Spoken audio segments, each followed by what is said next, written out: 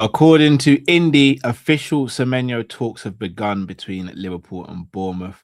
We will see what happens with that. Mo Salah breaks another record, but the questions are still up in the air. Will he stay or will he go, as he was back in the squad for the game against Brighton? And a link to a French centre-back as well. More to come on that. People, it's Monday morning. You know what that means. It's the Morning Meetup live show. Sit back, relax. Let's get into this. Hi, this is Jordan Henderson, and you're watching Team Kopish. Be free back again, ripping LFC till the end, so go on tell a friend. If they rockin' red, they're a 10 champions, be the best, we come again. Kopish clean up in every region, elevation in every season.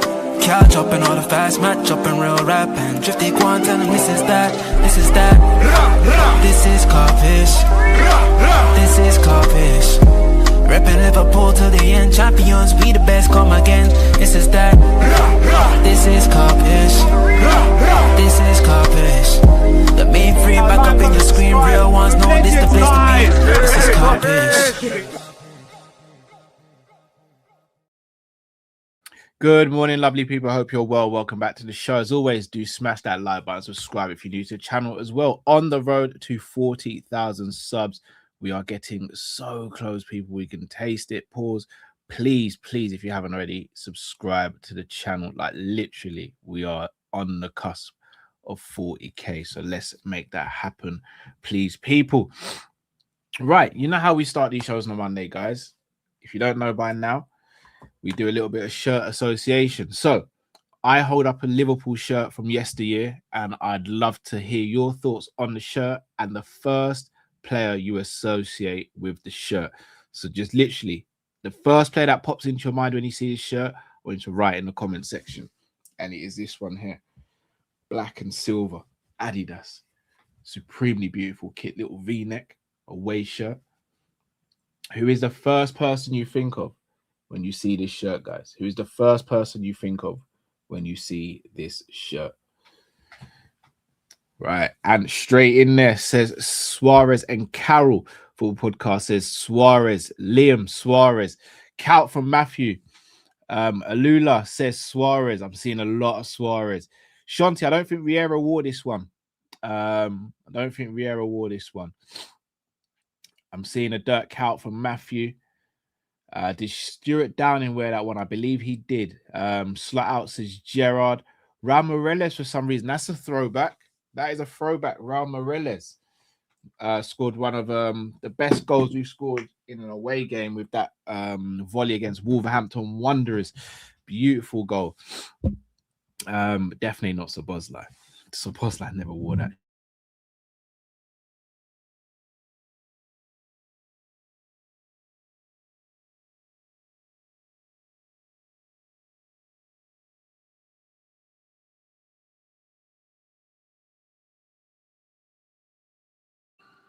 Can you guys hear me still? Can you guys hear me? Can you hear me? I shouldn't be muted anymore. How about now? Yes, you can hear me. Okay. I'm not sure what happened there. For me, the first person I think of when I see that shirt is Luis Suarez. Believe that was the first away kit he wore for Liverpool. No, it wasn't actually. The first away kit was the black and yellow one. This was the season after that, if I'm not mistaken. Sebastian Cortez, big up yourself. Tom Mizzy in the building, a.k.a. John Wick. Big up to Brad, says, if anything's going to put me in a good mood on a Monday morning, it's a Kopish intro. It is Kopish. Big up to John II for the intro music as well. Absolute legend. One of the best artists about. So go and check out his music on YouTube. Right, people. Shall we get into the proceedings for this morning? And shall we start with the Semenyo talk? And I'll be honest, not that I'm bored of the Semenyo talk, but I just think the information is regurgitated at the moment.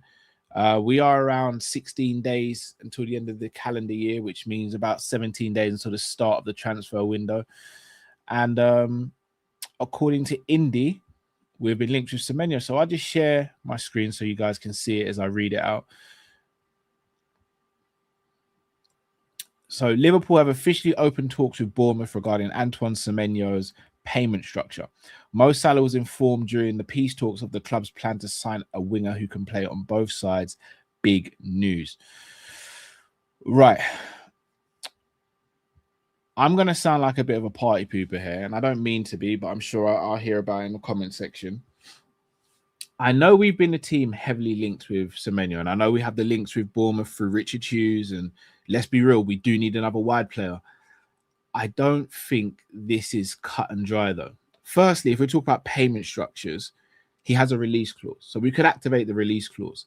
Secondly, if we're going to do a payment structure, that would lead me to think we're going to pay more than the release clause, which I'd love to hear from you guys, because the release clause is around 65 million. Does that mean we're going to have to throw about 70 mil, but it's going to be better suited in terms of payment structures? How would you feel about paying 70 mil for Semenyo? How do you feel about even paying 65 mil for Semenyo? I'd love to hear your thoughts on that.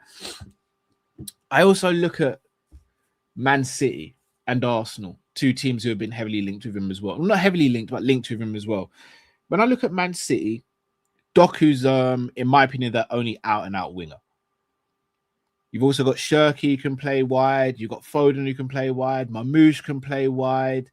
So you've got players who can play wide, but you wouldn't say any of them are specialist wingers apart from Doku.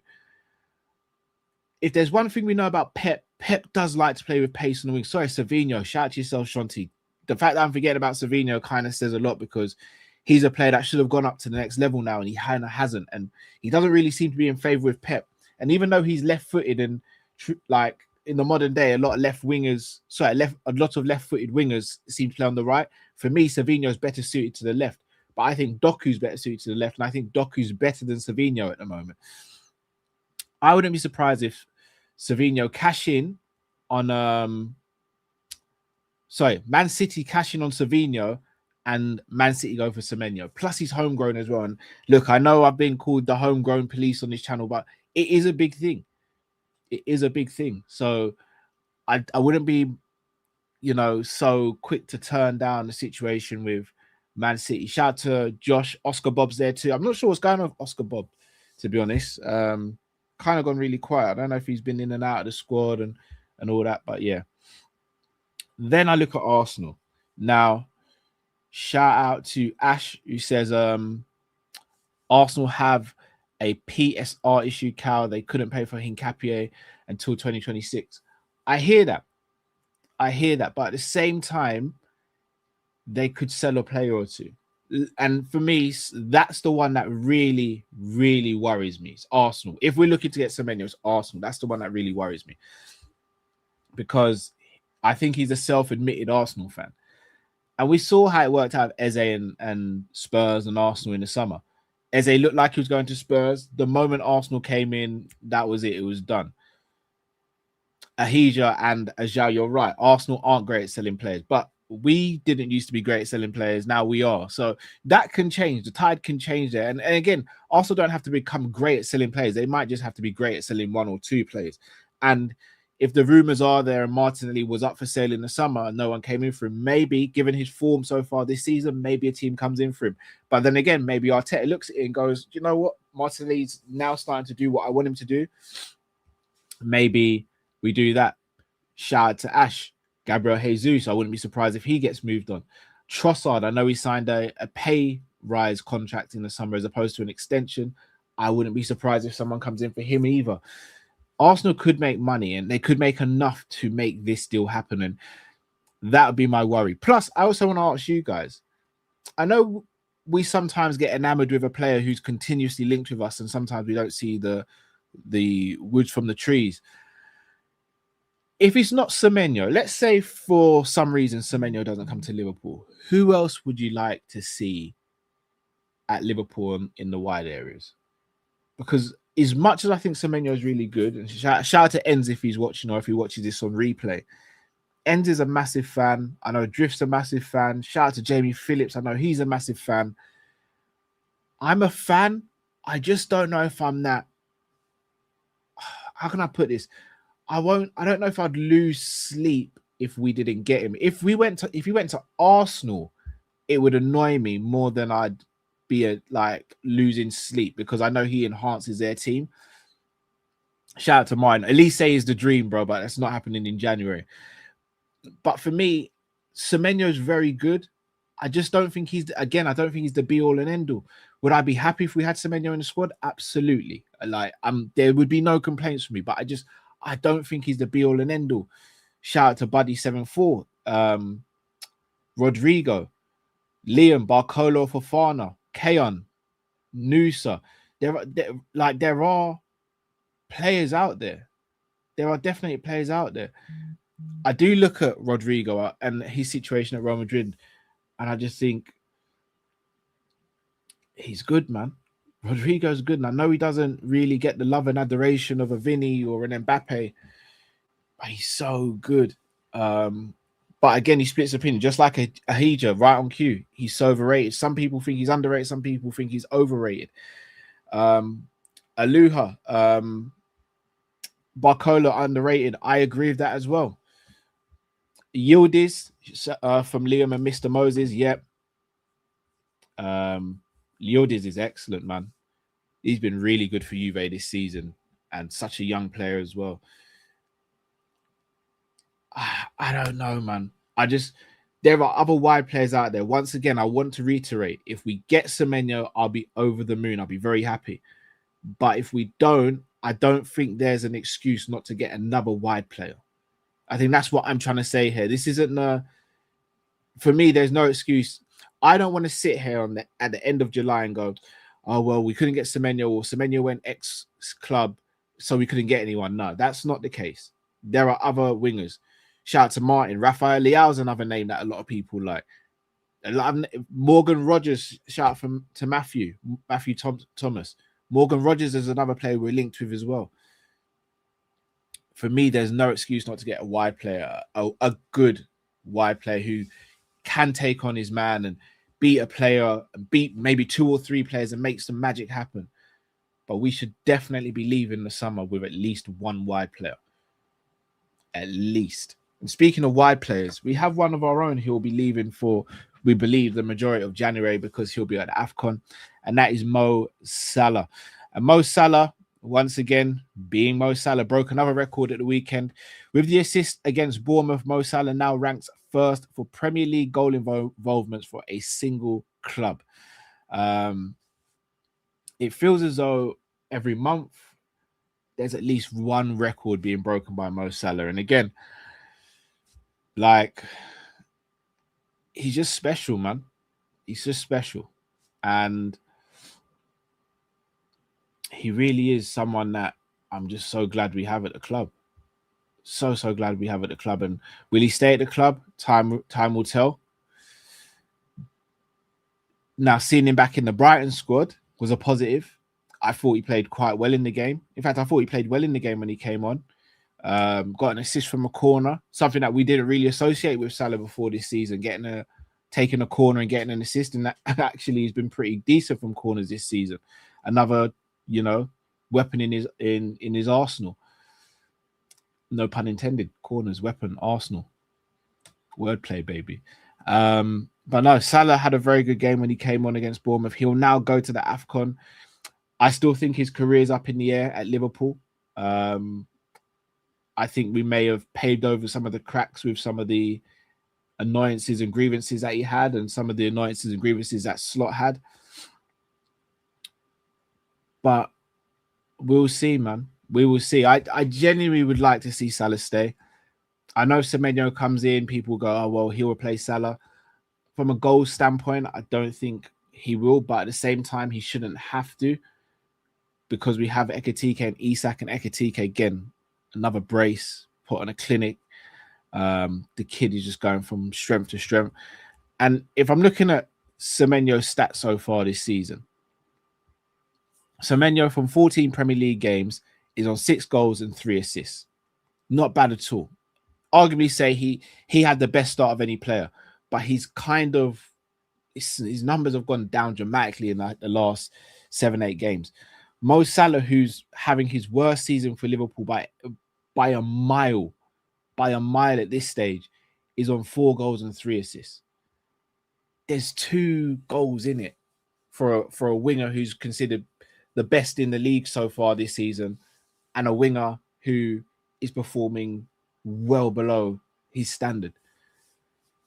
And SJots 117, I do agree. I do think Semenyo is a purple patch player, a very good purple patch player, but he's still a purple patch player. But at the same time, if I'm going to be contextual, Semenyo's playing for Bournemouth, Salah's playing for Liverpool. Salah gets more chances, if I'm not mistaken. He takes penalties. I know Semenyo does as well, but he takes penalties. I think we get more penalties than Bournemouth.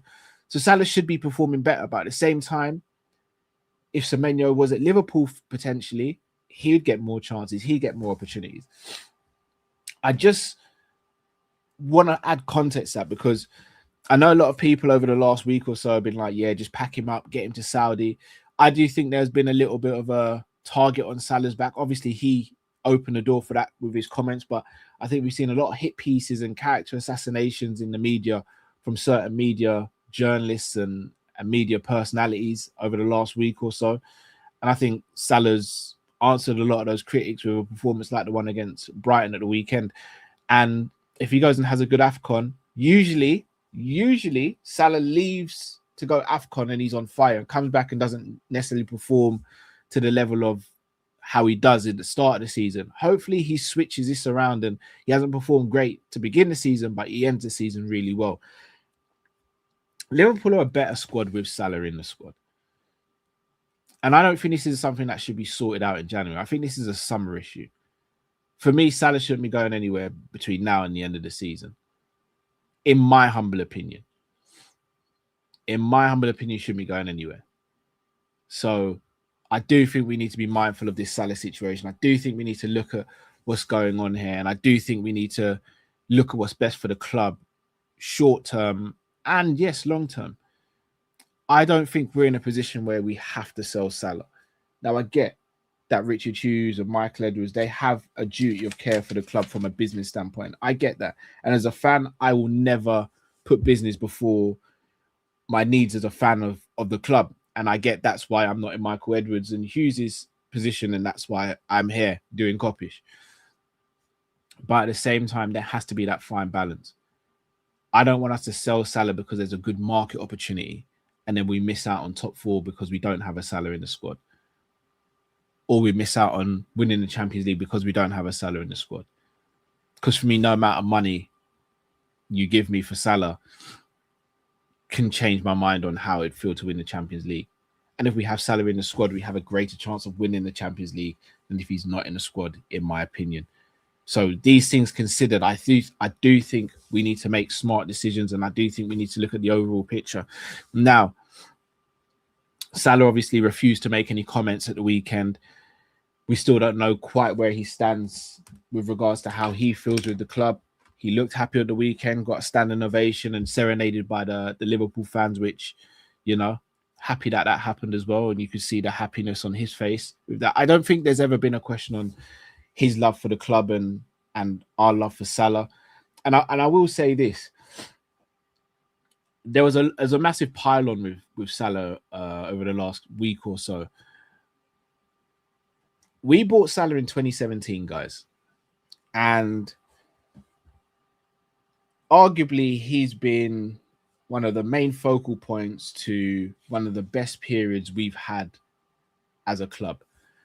And after his first season, we all sat there and went, oh, we might like see sharks circling. Because let's be real, Coutinho used us as a stepping stone. Suarez used us as a stepping stone. Torres used us as a stepping stone. So many great players have come to Liverpool and used us as a stepping stone, right? And we were still in that mind frame of, if Salah continues like this, then clubs are going to be circling. Clubs were circling. And not once has Salah ever given an indication that he wants to leave Liverpool. In fact, quite the opposite. Even last season when his contract was running out, he came out a few times and spoke saying he wants to stay at the club, but it's not up to him. He wants to be here. He loves Liverpool. He doesn't want to go anywhere else. Previous to that, when he had to sign the contract extension, when he signed it while he was on holiday, didn't want to leave the club, made it very, very clear. He has been so loyal, as have Alisson, Virgil. Some of these players have been so loyal. And again, that's not a shot at your Manes and your Firminos. I will never sit here and disrespect Sadio Mane because he wanted to go Bayern Munich. He did everything for Liverpool. Mane, goodness me, one of the best wingers I've seen in my lifetime at Liverpool. But he still did want to leave. Robbo, another one. Big up yourself, Mantis and Shanti. Robbo's another one. Look how he crashed out on Trent last season because Trent wanted to leave. Salah ain't done that. Firmino, he decided to let his contract run down. We still love him. He's a legend. My favourite Liverpool player since Gerrard's left the club. But Salah's the one that stayed, guys. That has to count for something. In a day and age where we complain about player loyalty, in a day and age where we talk about players just being greedy and wanting to go for money and not caring about fans and not caring about the club, Salah's been the complete opposite. Salah could have gone to other clubs and got way more money over the years. He could have left Liverpool years ago, decided not to. So come on, we've got to understand that if a player loves the club like this and he performs the way he has since he's been in Liverpool, we've got to tip our hat to that player. We really do. But I'm off my soapbox now. Yes, I'm a Salah fanboy. I don't care. Right. Centre-back situation. Dark. Joe Gomez came off with an injury against Brighton. We don't know how long he'll be out or the extent of the injury or what the actual injury is. But again, it just throws into the concerns I had in the summer. For me, we needed that other centre-back. Leone, completely unlucky. Can't do anything about that. But I will sit here and I'll be completely honest with you guys. I can't sit here and say Liverpool are unlucky with Joe Gomez getting an injury. Unfortunately, Joe Gomez is injury prone. We knew he was going to pick up an injury or several injuries over the course of the season. If you're going to take that risk, you've got to add another centre-back. And I know the whole Gahey thing happened. Fine, cool. But you live and you learn from that, right? So, for me personally, now there's no excuse not to get a centre-back in January. Now, is that going to be Gahey? Again, I don't know. I'd be quite shocked if we did get Gahey over the line in January. Glasner's someone who really wants Palace to kick on, especially with it being his last season, we assume. Mark Gahey could lead Crystal Palace to a European trophy, which cement him as even more of a legend than he already is. And Palace are performing well and could even make it to the European spots without having to win the Conference League. But we've also been linked with Jeremy Jacquet, I believe he plays at Lille, the French centre-back, who has come on leaps and bounds this season. Shout out to Lakers, who's a big fan of him. Lakers is usually in the chat. Big up to Lakers and the family. He's a big fan of Jeremy Jacquet. And a lot of people are. Very aggressive in the tackle, good in the air, quick across the ground, ball playing centre-back as well. And if I'm going to be honest, sorry, Ren. Shout out to S-Drop. Ren, he plays for Ren. Again, and Ren, we speak about academies and that player funnel from academy to the first team and top quality academies. Ren have produced some stars. Like, Ren are churning out footballers, man. At high level as well. High level footballers. High level footballers from Ren. Just look at the history, guys. Players like Ousmane Dembele come through at Rennes. They are bloody good. I mean, if we're looking at, getting a partnership with a team in France, and you could do a lot worse than Rennes. So that's a separate subject. But look, here's the question I want to ask you guys. We've got Konate. We still don't know what's going on with his contract, but a lot of things have gone quiet there. So you'd assume or hope that maybe things are happening behind the scenes. Virgil, I believe, stays until at least the summer, but he could even leave in the summer or the year after. Gomez, for me, we've got to sell in the summer. Leone's just coming back from a really bad knee injury. So those are our four centre-backs, guys. One who's just come back from injury. One we've got to get rid of because of injury, being injury-prone. One we don't know if they're going to stay beyond the summer. And another one in Virgil who on his day is the best in the world, but has been quite inconsistent this season and is getting up there in age. We don't just need one centre-back, guys. We probably need about 2 or 3 between now and the end of the summer. Now, obviously, we need to get one in. Is getting someone like Jacquet the best option in January, or do we need to go for someone a bit more experienced, like a Gahey, like a Schlotterbeck, just to see us through this period that we've had? And the reason I say that is it's a lot of pressure on a 20-year-old to come straight into the Liverpool team. And plus, I want someone to challenge Virgil and Konate from day one. And I don't know if Jeremy Jacquet does that. So obviously, we'll speak about that in more detail in the Monday Night Live show. So just a little snippet there to speak about. Let me hit up these super chats and some of the comments as well. I'm not on Hassam's channel today, unfortunately. I've got an appointment I need to attend to, so I can't do that, nor will I be on Never a Foul because of said appointment as well. So big up to Sam. Still go and watch his show at midday, and big up to Never a Foul. Go watch their show at about 2 p.m. as well.